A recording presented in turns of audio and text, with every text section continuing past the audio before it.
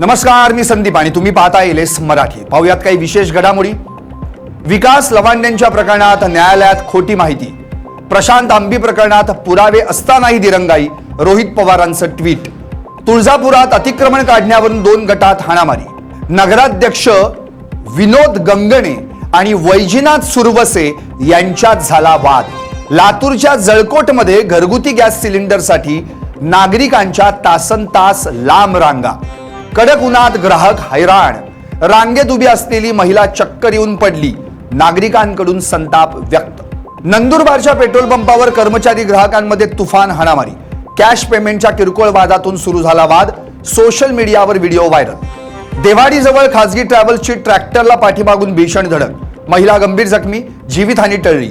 भंडाऱ्यात हायवेवर भीषण अपघात, हिंगोलीच्या कळमनुरीत जुन्या वादातून तरुणाची दगड मारून हत्या, साईनगर परिसरात थरारक हत्या, 6 आरोपींवर गुन्हा दाखल। ठाण्यातील टिटवाळ्यात चारित्र्याच्या संशयातून पत्नीची हत्या, घरातील हंड्यानं पत्नीच्या डोक्यावर जोरदार वार, आरोपी पती अटकेत, पोलिसांकडून पुढील तपास सुरू।